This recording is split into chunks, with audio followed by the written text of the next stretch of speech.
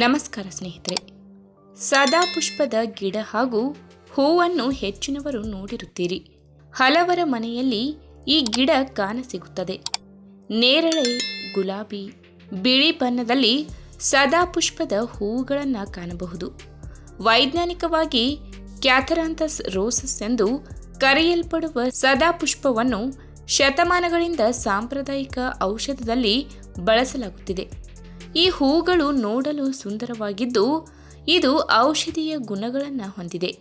ವಿಶೇಷವಾಗಿ ಮಧುಮೇಹ ನಿರ್ವಹಣೆಯಲ್ಲಿ ಇದು ಪ್ರಯೋಜನಕಾರಿಯಾಗಿದೆ. ಹಾಗಾದರೆ ಸದಾಪುಷ್ಪದ ಗಿಡ ಮಧುಮೇಹಿಗಳಿಗೆ ಹಾಗೂ ಅಧಿಕ ಕೊಲೆಸ್ಟ್ರಾಲ್ ಹೊಂದಿರುವವರಿಗೆ ಹೇಗೆ ಸಹಕಾರಿಯಾಗಿದೆ ಎಂಬುದನ್ನು ಇವತ್ತಿನ ವಿಡಿಯೋ ಮುಖಾಂತರ ತಿಳಿದುಕೊಳ್ಳೋಣ. ಅದಕ್ಕೂ ಮುನ್ನ ನೀವಿನ್ನೂ ನಮ್ಮ ಚಾನಲ್ಗೆ ಸಬ್ಸ್ಕ್ರೈಬ್ ಆಗಿಲ್ಲ ಅಂದರೆ ಪ್ಲೀಸ್ ಸಬ್ಸ್ಕ್ರೈಬ್ ಮಾಡ್ಕೊಳ್ಳಿ. ಹಾಗೆ ಪಕ್ಕದಲ್ಲೇ ಇರುವಂತಹ ಬೆಲ್ ಐಕನ್ನ ಕ್ಲಿಕ್ ಮಾಡಿ. ಆಯುರ್ವೇದದ ಪ್ರಕಾರ ಮಧುಮೇಹ ನಿರ್ವಹಣೆಯ ಮೇಲೆ ಸಕಾರಾತ್ಮಕ ಪರಿಣಾಮ ಬೀರುವ ಸಂಯುಕ್ತಗಳನ್ನು ಸದಾಪುಷ್ಪ ಒಳಗೊಂಡಿದೆ. ಮಧುಮೇಹ ನಿರ್ವಹಣೆಯಲ್ಲಿ ಸದಾಪುಷ್ಪದ ಪ್ರಮುಖ ಪ್ರಯೋಜನವೆಂದರೆ ಇನ್ಸುಲಿನ್ ಉತ್ಪಾದನೆಯನ್ನು ಉತ್ತೇಜಿಸುವ ಸಾಮರ್ಥ್ಯವನ್ನು ಹೊಂದಿದೆ. ಇನ್ನು ಮಧುಮೇಹ ನಿರ್ವಹಣೆಯಲ್ಲಿ ಸದಾಪುಷ್ಪದ ಪಾತ್ರವನ್ನು ಅರ್ಥ ಮಾಡಿಕೊಳ್ಳಲು ಅದರ ಜೀವರಾಸಾಯನಿಕ ಘಟಕಗಳನ್ನು ಪರಿಶೀಲಿಸುವುದು ಅತ್ಯಗತ್ಯ. ಈ ಸಸ್ಯವು ಆಲ್ಕಲಾಯ್ಡ್ಗಳನ್ನು ಒಳಗೊಂಡಿದೆ. ವಿಶೇಷವಾಗಿ ವಿನ್ಕಾಮೈನ್ ಮತ್ತು ವಿನ್ಬ್ಲಾಸ್ಟಿನ್ ಹೈಪೋಗ್ಲಿಸಮಿಕ್ ಗುಣಲಕ್ಷಣಗಳನ್ನು ಪ್ರದರ್ಶಿಸುತ್ತದೆ.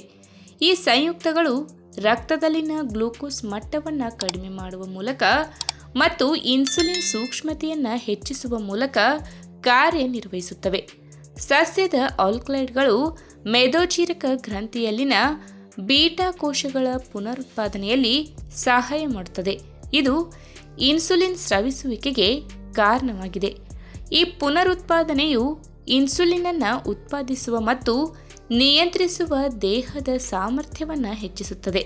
ಇನ್ನು ಸದಾಪುಷ್ಪ ಮಧುಮೇಹ ರೋಗಿಗಳಲ್ಲಿ ಲಿಪಿಡ್ ಪ್ರೊಫೈಲ್ಗಳನ್ನು ಸುಧಾರಿಸಬಹುದು. ಮಧುಮೇಹವು ಹೆಚ್ಚಾಗಿ ಕೊಲೆಸ್ಟ್ರಾಲ್ ಮಟ್ಟವನ್ನು ಹೆಚ್ಚಿಸುತ್ತವೆ. ಇದು ಹೃದ್ರೋಗದ ಅಪಾಯವನ್ನು ಹೆಚ್ಚಿಸುತ್ತದೆ. ಒಮೆಗಾ 3 ಕೊಬ್ಬಿನಾಮ್ಲವನ್ನು ಹೊಂದಿದ್ದು ಇದು ಲಿಪಿಡ್ ಪ್ರೊಫೈಲ್ಗಳ ಮೇಲೆ ಸಕಾರಾತ್ಮಕ ಪರಿಣಾಮವನ್ನು ಬೀರಬಹುದು ಮತ್ತು ಮಧುಮೇಹ ಹೊಂದಿರುವ ವ್ಯಕ್ತಿಗಳಿಗೆ ಒಟ್ಟಾರೆ ಹೃದಯ ರಕ್ತನಾಳದ ಆರೋಗ್ಯವನ್ನು ಉತ್ತಮವಾಗಿಡುತ್ತದೆ. ಇನ್ನು ಆಕ್ಸಿಡೇಟಿವ್ ಒತ್ತಡವು ಮಧುಮೇಹಿಗಳಿಗೆ ಗಮನಾರ್ಹ ಕಾಳಜಿಯಾಗಿದೆ, ಏಕೆಂದರೆ ಇದು ಹೃದಯ ರಕ್ತನಾಳದ ಕಾಯಿಲೆ ಮತ್ತು ನರರೋಗದಂತಹ ತೊಡಕುಗಳಿಗೆ ಕಾರಣವಾಗಬಹುದು. ಸದಾಪುಷ್ಪದ ಉತ್ಕರ್ಷಣ ನಿರೋಧಕ ಗುಣಲಕ್ಷಣಗಳು ದೇಹದಲ್ಲಿನ ಹಾನಿಕಾರಕ ಫ್ರೀ ರ್ಯಾಡಿಕಲ್ಗಳನ್ನು ತಟಸ್ಥಗೊಳಿಸಲು ಸಹಾಯ ಮಾಡುತ್ತದೆ. ಈ ತೊಡಕುಗಳ ಅಪಾಯವನ್ನು ಕಡಿಮೆ ಮಾಡುತ್ತದೆ. ಹೆಚ್ಚುವರಿಯಾಗಿ ಅದರ ಉರಿಯೂತದ ಪರಿಣಾಮಗಳು ಮಧುಮೇಹಕ್ಕೆ ಸಂಬಂಧಿಸಿದ ಕೆಲವು ದೀರ್ಘಕಾಲದ ಉರಿಯೂತವನ್ನು ನಿವಾರಿಸುತ್ತದೆ. ಇನ್ನು ಸದಾಪುಷ್ಪದ ಎಲೆಗಳನ್ನು ಒಣಗಿಸಿ ಪುಡಿ ಮಾಡಿ ಗಾಳಿಯಾಡದ ಡಬ್ಬದಲ್ಲಿ ಶೇಖರಿಸಿಡಬಹುದು. ಈ ಪುಡಿಯ ಒಂದು ಚಮಚವನ್ನು ಪ್ರತಿದಿನ 1 ಕಪ್ ತಾಜಾ ಹಣ್ಣಿನ ರಸ ಅಥವಾ ನೀರಿನೊಂದಿಗೆ ಸೇವಿಸಬಹುದು. ಸದಾಪುಷ್ಪ ಸಸ್ಯದ ಹೂವುಗಳನ್ನು ತೆಗೆದುಕೊಂಡು ಅವುಗಳನ್ನು 1 ಕಪ್ ನೀರಿನಲ್ಲಿ ಕುದಿಸಿ ನೀರನ್ನು ಸೋಸಿಕೊಂಡು ಪ್ರತಿದಿನ ಬೆಳಗ್ಗೆ ಖಾಲಿ ಹೊಟ್ಟೆಯಲ್ಲಿ ಸೇವನೆ ಮಾಡಬಹುದು. ಈ ವಿಡಿಯೋ ನಿಮಗೆ ಇಷ್ಟವಾದಲ್ಲಿ ತಪ್ಪದೆ ಲೈಕ್ ಮಾಡಿ, ಶೇರ್ ಮಾಡಿ, ಹಾಗೆ ನಿಮ್ಮ ಅನಿಸಿಕೆನ ಕಮೆಂಟ್ ಮೂಲಕ ತಿಳಿಸಿ.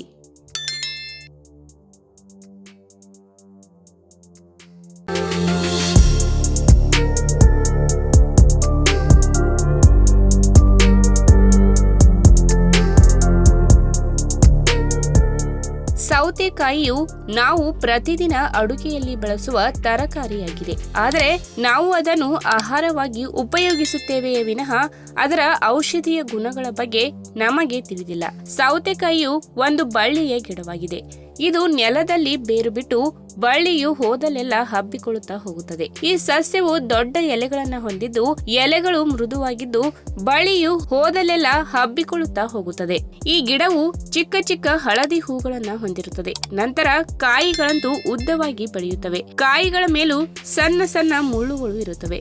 ಸೌತೆಕಾಯಿಯಲ್ಲಿ ನಾನಾ ಬಗೆಗಳಿವೆ. ಅವು ಎರೆ ಸೌತೆ, ನೀರು ಸೌತೆ, ಮುಳ್ಳು ಸೌತೆ, ನಾಲಿಗೆ ಸೌತೆ ಮುಂತಾದವುಗಳು. ಸೌತೆಕಾಯಿಯಲ್ಲಿ 96% ಭಾಗ ನೀರಿರುತ್ತದೆ. ಇನ್ನುಳಿದ 4% ಭಾಗ ಪೋಷಕಾಂಶಗಳು ಇರುತ್ತವೆ. ಸೌತೆಕಾಯಿಯು ಕಡಿಮೆ ಕ್ಯಾಲೋರಿಯನ್ನ ಹೊಂದಿದೆ ಹಾಗೂ ಕಾರ್ಬೋಹೈಡ್ರೇಟ್, ಪ್ರೋಟೀನ್, ನಾರಿನಂಶ, vitamin C, vitamin K, potassium, manganese ಪೋಷಕಾಂಶಗಳನ್ನ ಹೊಂದಿದೆ. ಆರೋಗ್ಯಕ್ಕೆ ಸೌತೆಕಾಯಿಯು ಪರಿಪೂರ್ಣವಾದ ತರಕಾರಿಯಾಗಿದೆ. ಸೌತೆಕಾಯಿಗಳು ಈಗ ಮಾರುಕಟ್ಟೆಗಳಲ್ಲಿ ಲಭ್ಯವಿರುತ್ತವೆ. ಆದರೆ ಮಾರುಕಟ್ಟೆಗಳಲ್ಲಿ ಹೈಬ್ರಿಡ್ ತಳಿಗಳೇ ಜಾಸ್ತಿ. ಅದರ ಬದಲು ಹಳ್ಳಿಗರು ತಮ್ಮ ಮನೆಯ ಹಿತ್ತಲಲ್ಲಿ ಮನೆಯಲ್ಲಿನ ಸಾವಯವ ಗೊಬ್ಬರ ಬಳಸಿ ಸೌತೆಕಾಯಿ ಗಿಡವನ್ನ ಬೆಳೆಸುವುದರಿಂದ ಸೌತೆಕಾಯಿ ಅಧಿಕ ಪೋಷಕಾಂಶಗಳನ್ನು ಹೊಂದಿಕೊಂಡು ಬೆಳೆಯುತ್ತದೆ. ನಮ್ಮ ಆರೋಗ್ಯಕ್ಕೂ ತುಂಬಾ ಒಳ್ಳೆಯದು. ಸೌತೆಕಾಯಿ ವಿಶಿಷ್ಟವೇ ದೇಹವನ್ನ ತಂಪುಗೊಳಿಸುವುದು. ಆದ್ದರಿಂದ ಹಸಿ ಸೌತೆಕಾಯಿಯನ್ನ ತಿನ್ನುವುದರಿಂದ ದೇಹವು ತಂಪಾಗಿರುತ್ತದೆ. ಇದು ಅನೇಕ ರೋಗಗಳನ್ನ ಹೋಗಲಾಡಿಸುತ್ತದೆ. ಸೌತೆಕಾಯಿಯನ್ನ ಉಪಯೋಗಿಸಿ ಅನೇಕ ಖಾದ್ಯಗಳನ್ನ ಕೂಡ ತಯಾರಿಸುತ್ತಾರೆ. ಹಾಗಾದ್ರೆ ಈ ಸೌತೆಕಾಯಿಯ ಆರೋಗ್ಯಕರ ಗುಣಗಳ ಬಗ್ಗೆ ಇವತ್ತಿನ ವಿಡಿಯೋ ಮುಖಾಂತರ ತಿಳಿದುಕೊಳ್ಳೋಣ. ಅದಕ್ಕಿಂತ ಮುಂಚೆ ನೀವಿನ್ನು ನನ್ನ ಚಾನಲ್ಗೆ ಸಬ್ಸ್ಕ್ರೈಬ್ ಆಗಿಲ್ಲ ಅಂದ್ರೆ ಪ್ಲೀಸ್ ಸಬ್ಸ್ಕ್ರೈಬ್ ಮಾಡ್ಕೊಳ್ಳಿ. ಹಾಗೆ ಪಕ್ಕದಲ್ಲಿರುವಂತಹ ಬೆಲ್ ಐಕಾನ್ ಕ್ಲಿಕ್ ಮಾಡಿ. ಸೌತೆಕಾಯಿಯ ಬಳಕೆಯು ಬಿಸಿಲಿನ ಧಗೆಯಿಂದ ದೇಹವನ್ನ ತಂಪಾಗಿರಿಸಲು ಸಹಾಯ ಮಾಡುತ್ತದೆ. ಆದ್ದರಿಂದ ಸೌತೆಕಾಯಿಯನ್ನ ಒಂದಲ್ಲ ಒಂದು ರೀತಿಯಲ್ಲಿ ಬಳಕೆ ಮಾಡುವುದು ಉತ್ತಮ. ಜ್ಯೂಸ್, ಸಲಾಡ್, ಇನ್ಯಾವುದೇ ರೀತಿಯಲ್ಲಿ ಖಾದ್ಯವನ್ನ ತಯಾರಿಸಿಕೊಂಡು ತಿನ್ನಬಹುದು. ಆದರೆ ಇದರ ಅತಿಯಾದ ಸೇವನೆಯಿಂದ ದೇಹವು ಅತಿ ತಂಪಾಗಿ ಶೀತವಾಗುವ ಸಂಭವವಿರುತ್ತದೆ. ಆದ್ದರಿಂದ ದೇಹದ ಉಷ್ಣತೆಗೆ ತಕ್ಕಂತೆ ಬಳಸುವುದು ಉತ್ತಮ. ಇನ್ನು ಅಂಗಾಲಿನಲ್ಲಿ ಉರಿ ಉಂಟಾದಾಗ ಸೌತೆಕಾಯಿಯ ಪೇಸ್ಟ್ ಮಾಡಿಕೊಂಡು ಅಂಗಾಲಿಗೆ ಹಚ್ಚಿಕೊಳ್ಳಬಹುದು. ಅಥವಾ ಸೌತೆಕಾಯಿಯ ತಿರುಳನ್ನು ತೆಗೆದುಕೊಂಡು ಅಂಗಾಲಿಗೆ ನಿಧಾನವಾಗಿ ಸ್ವಲ್ಪ ಹೊತ್ತು ಮಸಾಜ್ ಮಾಡಿಕೊಳ್ಳುವುದರಿಂದ ಅಂಗಾಲಿನ ಉರಿ ಕಡಿಮೆಯಾಗುತ್ತದೆ ಹಾಗೂ ಅಂಗಾಲು ತಂಪಾಗುತ್ತದೆ. ಇನ್ನು ಸೌತೆಕಾಯಿಯಲ್ಲಿ ವಿಟಮಿನ್ ಕೆ ಇರುವುದರಿಂದ ದೇಹದಲ್ಲಿ ಎಲ್ಲೇ ಗಾಯವಾದರೂ ರಕ್ತ ಸೋರುವಿಕೆಯನ್ನ ತಡೆದು ರಕ್ತ ಹೆಪ್ಪುಗಟ್ಟಲು ಸಹಕಾರಿಯಾಗಿದೆ. ಆದ್ದರಿಂದ ಸೌತೆಕಾಯಿಯ ಬಳಕೆ ಆರೋಗ್ಯಕ್ಕೆ ಉತ್ತಮ. ಇನ್ನು ಅಜೀರ್ಣದ ಸಮಸ್ಯೆ ಇದ್ದವರು ಸೌತೆಕಾಯಿಯ ಸಿಪ್ಪೆಯನ್ನ ತೆಗೆದು ಅದರ ತಿರುಳನ್ನ ಪೇಸ್ಟ್ ಮಾಡಿಕೊಂಡು 2 ಚಮಚ ಸೌತೆಕಾಯಿ ತಿರುಳಿನ ಪೇಸ್ಟ್ಗೆ 1 ಚಿಟಿಕೆ ಕಾಳು ಮೆಣಸಿನ ಪುಡಿ, ಸ್ವಲ್ಪ ಕಲ್ಲುಪ್ಪನ್ನ ಹಾಕಿ ಚೆನ್ನಾಗಿ ಮಿಕ್ಸ್ ಮಾಡಬೇಕು. ಇದನ್ನು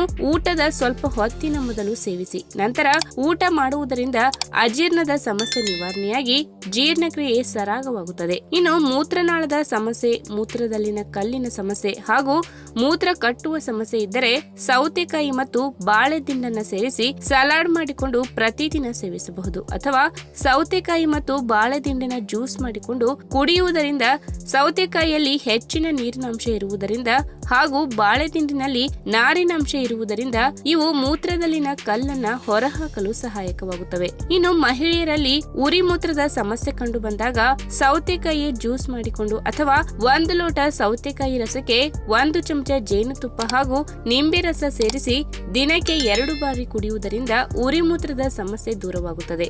ಅಷ್ಟೇ ಅಲ್ಲದೆ ತಾಜಾ ಸೌತೆಕಾಯಿಯನ್ನ ನಾವು ಸಿಪ್ಪೆ ಸಮೇತವಾಗಿ ಬಳಸುವುದರಿಂದ ಸಿಪ್ಪೆಯಲ್ಲಿರುವ ಪೊಟ್ಯಾಷಿಯಂ ಅಧಿಕ ರಕ್ತದೊತ್ತಡವನ್ನ ನಿಯಂತ್ರಿಸಲು ಸಹಕಾರಿಯಾಗಿದೆ. ಇನ್ನು ಸೌತೆಕಾಯಿಯಲ್ಲಿ ಹೆಚ್ಚಿನ ನೀರಿನಾಂಶವಿದ್ದು ಇದು ಕಡಿಮೆ ಕ್ಯಾಲೋರಿಗಳನ್ನ ಹೊಂದಿರುವ ತರಕಾರಿಯಾಗಿದೆ. ಆದ್ದರಿಂದ ಸೌತೆಕಾಯಿಯ ಬಳಕೆ ಹೆಚ್ಚಿಸುವುದರಿಂದ ದೇಹದಲ್ಲಿನ ಕೊಲೆಸ್ಟ್ರಾಲ್ ಪ್ರಮಾಣವನ್ನ ಕಡಿಮೆ ಮಾಡುತ್ತದೆ. ಇದರಿಂದ ದೇಹದ ತೂಕ ಕಡಿಮೆ ಮಾಡಿಕೊಳ್ಳಬಹುದು. ಅಷ್ಟೇ ಅಲ್ಲದೆ ಮಧುಮೇಹ ರೋಗಿಗಳಿಗೆ ಸೌತೆಕಾಯಿಯು ಉತ್ತಮವಾದ ತರಕಾರಿಯಾಗಿದೆ. ಏಕೆಂದರೆ ಸೌತೆಕಾಯಿಯು ದೇಹದಲ್ಲಿ ಇನ್ಸುಲಿನ್ ಉತ್ಪಾದಿಸಲು ಮೆದೋಜೀರಕ ಗ್ರಂಥಿಗಳಿಗೆ ಸಹಾಯ ಮಾಡುತ್ತದೆ. ಇದರಿಂದ ಮಧುಮೇಹ ನಿಯಂತ್ರಣದಲ್ಲಿ ಇರುತ್ತದೆ. ಅಷ್ಟೇ ಅಲ್ಲದೆ ಚಳಿಗಾಲದಲ್ಲಿ ವಿಪರೀತವಾದ ಚಳಿಗೆ ಮೈಕೈ ಒಡೆಯುತ್ತದೆ ಮತ್ತು ಮುಖದ ಚರ್ಮವು ಒಣಗಿದಂತಾಗುತ್ತದೆ. ಇದನ್ನ ಹೋಗಲಾಡಿಸಲು ಸೌತೆಕಾಯಿಯ ರಸವನ್ನ ಒಣಗಿದ ಚರ್ಮದ ಭಾಗಕ್ಕೆ ಲೇಪಿಸುವುದರಿಂದ ಚರ್ಮವು ತಂಪಾಗಿ ಒಣಗುವುದು ಕಡಿಮೆಯಾಗುತ್ತದೆ. ಈ ವಿಡಿಯೋ ನಿಮಗೆ ಇಷ್ಟವಾದಲ್ಲಿ ತಪ್ಪದೆ ಲೈಕ್ ಮಾಡಿ, ಶೇರ್ ಮಾಡಿ, ಹಾಗೆ ನಿಮ್ಮ ಅನಿಸಿಕೆನ ಕಮೆಂಟ್ ಮೂಲಕ ತಿಳಿಸಿ.